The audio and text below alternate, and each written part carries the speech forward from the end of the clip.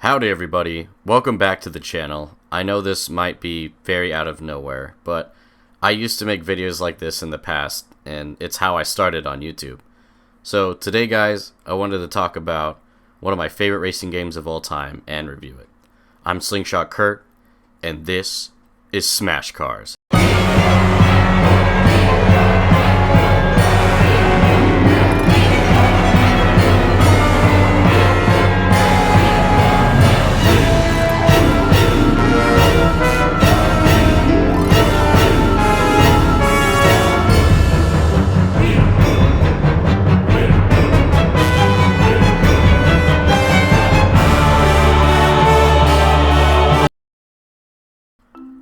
Now, there are a few different names for the game and possibly different versions of the game with in-game content as well, but my version is called Smash Cars, and that's what we're going to be covering today. Now, as far as the studio creators for the game go, I couldn't find much information about them, so we're not really going to get that much into it, but the game is developed by Metro 3D and Crete Studios. I really hope I pronounced that right. There were a lot of reviews for the game, and I didn't want to dig through all of them, and I just ended up looking at an IGN review, which they gave the game an okay score.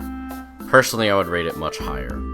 I did take notice that the review is pretty half-assed though, considering it seems like they don't know anything about cars and driving physics, because they said all the cars drive the same, which they don't.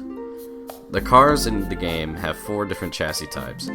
The most notable way to tell the difference between the cars is by the suspension setup, tires, drivetrain, and ground clearance. I haven't tested the speed of all the cars, but I did do a hot lap in each class to show the difference in handling. I also have footage to share of the cars going downstairs to show off how incredibly impressive the suspension physics are in the game. It is way ahead of its time, and it's embarrassing how modern racing games can't even pull this off. Weight plays a big factor when it comes to the differences between the classes. If you use a heavier car, you have a higher chance of knocking opponents back when you hit them at full speed. The 6x6 cars are the heaviest, and the small F1 types are extremely light, having the lowest weight on the scale. Now for the car's handling. I just want to say I'm not an expert at explaining some of this stuff, so if I'm saying things wrong, I do apologize. I understand how this stuff works in my head, I just can't explain it. F1 types have extremely low ground clearance. You have to be very careful driving these cars over bumps. But the benefits of having suspension like this is you can corner very well. You can make it through extremely tight corners through narrow areas with little effort. Personally, this is my favorite class to play. Lightweights. These cars have slightly higher ground clearance compared to F1. They have a mix between grippy and tight handling, but with my experience, these cars tend to slide a lot more than I like. Next up, we have the 4x4s. And the suspension on these cars have a lot of length, providing a lot of ground clearance, making it easier to drive over different types of terrain. You can go over bumps at full speed with no problems. On the downside, though, having that much lift can cause the car to be top heavy and unstable at high speeds and corners. The 6x6. Now the 6x6 is very interesting. With 6 wheels, you may think the car would handle a lot better because extra grip, but in fact this is the quite opposite. Because of its larger chassis and complex suspension system, it makes the whole car very heavy. This will make it extremely difficult to corner at high speeds. On the other hand, extremely rough terrain has no chance. There are 13 unique and colorful cars in the game to choose from. One of the cars is even a fucking ladybug, and it's fucking awesome. The last car you acquire in the game is called the CCP, which is some kind of strange 3-wheeled experimental car that has its own physics. It has the ability to fly, and it ends up being the worst car in the game. It does have a lot of paint jobs though, but they're all national flags. The cars can be upgraded, and what's great is you can upgrade one car and it makes all the upgrades apply to every other car, upgrades all of them at the same time. What's really cool is each chassis or car type has their own engine, tires, and exhaust. So now on to the event. You have basic circuit race events, and there's 10 tracks. There are stunt races in which you race between checkpoints while doing stunts to gain points. Smash Drive events are circuit events that go around the stunt tracks, but you can take either left or right paths. But the catch here is that you have to dodge oncoming cars. Dark Horse events are extremely tedious and can be a real pain in the ass, but they are pretty fun. The objective is to not win the race yourself, but to get the Dark Horse to win the race, which is a black skull tank NPC that drives very slow. You have to crash the other opponents so that way the Dark Horse can get first. The Hot Pot events are probably the most difficult event types in the entire game. At first glance, it may seem like a simple drive around the map and collect items event, but the problem here is that every time you restart this event, the items you need to pick up shuffle. So you need to memorize the location of each collectible. And it's like one of those weird slide puzzles where you slide a puzzle and then, you have to like move that puzzle back and whatever. There's always going to be like a few spots where you may think a collectible's at, and it's actually not. And it's really frustrating. And last but not least, there's a time attack mode. There is a championship mode, and through here is how you will unlock new cars, parts, tracks, and events. It is not extremely difficult. The only time it gets hard is when you have to do Dark Horse or pot events. The overall gameplay is very solid. For a game this old, it's incredible how well it still holds up. The driving could be a little weird at first, but once you get the flow, you're gold. I think the developers really cared and wanted to make a game that's fun and interactive. Every location is full of life and detail. There are loads of small objects to smash, like soda cans, empty vodka bottles, gator eggs, and much more. There's also an impressive amount of dangerous obstacles that you can hilariously slam into with your turbocharged flaming RC car. Crash into children on tricycles, aggressive dogs, chickens, and different farm animals, innocent people on the beach, soldiers with guns, communists, and even this homeless man mining for crypto.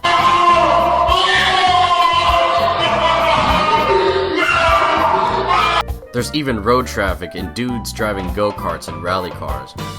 Sometimes hitting these guys can really cost you your race or make you laugh as your car goes flying into the air.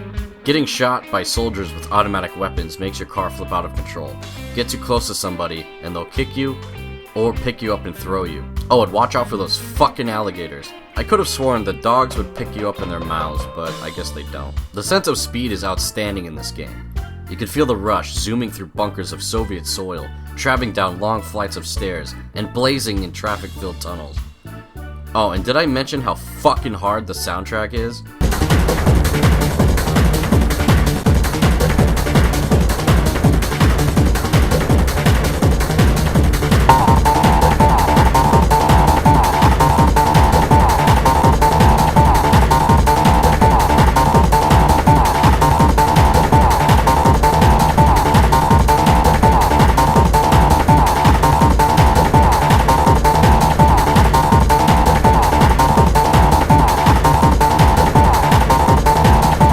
All 7 tracks are from these guys' Dедушки, which I guess means grandpa in Russian, ?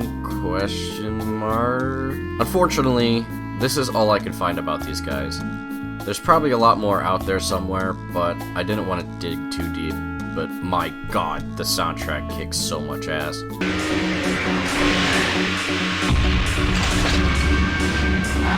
IGN, being the pussies that they are, had the nerve to say that the music is extremely generic. To that, I have to say, IGN has no fucking taste in music. It is because of great soundtracks like this, we all lived the golden age of racing games for the PS2 and other platforms during the early 2000s. I wanted to take a moment to talk about the environments and the little things you probably might miss when you're zooming by. There are little bugs and beetles that fly around in the grass. There's even spots in the desert that have scorpions. In Area 51, you can see UFOs flying around. And oh my god, holy shit!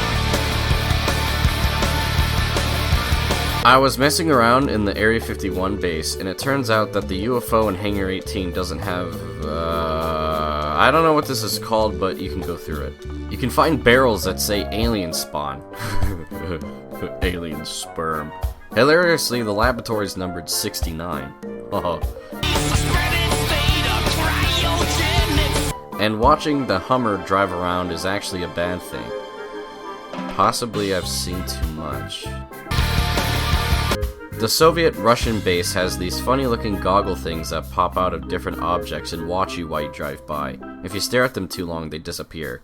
During the first Hot Pot mission, you collect plutonium, and on the jars is Russian writing. And I don't know what the fuck it says. If anybody knows Russian, please drop down in the comment sections. Thank you. As you can already see, each track is detailed and very unique with little objects to fit the theme of every location.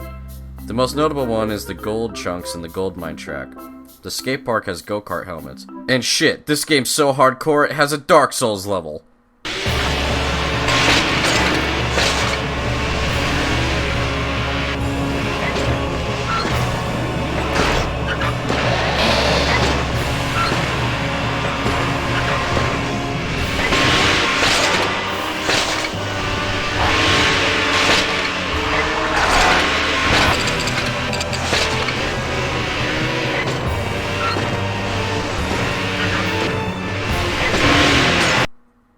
Alright, I'm sorry. To be honest, I don't have a whole lot to say that's negative about the game. It would be really nice to have a remapping options for the controls, because I really fucking hate using the X button for gas. And outside of the hotpot events, the game is very enjoyable. Unfortunately, there isn't any big reward for 100% completion of the game, and getting first in all events doesn't give you shit other than a bunch of stupid golden stars. And all that shows is just how much painful time you've wasted. But it is pretty fun to brag about because it's not easy to do. Basically, the only awards you get for completing the championship is the CCCP three-wheeled experimental jet car thing, and a bunch of extra events that are extremely difficult. And yes, doing these extra events don't give you any big award. I honestly didn't want to fucking do these because I was way too lazy, and they're extremely painful and very difficult. As far as the length of like the game goes in terms of completing it in time, like I'm a racing game veteran, and I'd say this took me about 5.5 hours. For, I guess, speedrunners, this might take even like way less. There's a total of 17 events for the championship if you don't include the extra events, so the championship is really isn't that long. Well guys, this is basically the end of the review, and I had a lot of fun making this video. And it was a lot of fun to come back and play Smash Cars again, completely. Sorta. If I had to give this game an overall score, I give it a 9.8. I fucking love this game so much, and I don't have a lot of negative things to say about it. There are a few small downsides, but I don't think it weighs heavy. I strongly suggest checking this game out and giving it a shot. And if you have played this game before, let me know what you think down in the comment section. I hope you guys liked my review and enjoyed the video, and thanks for watching. I will see you guys next time.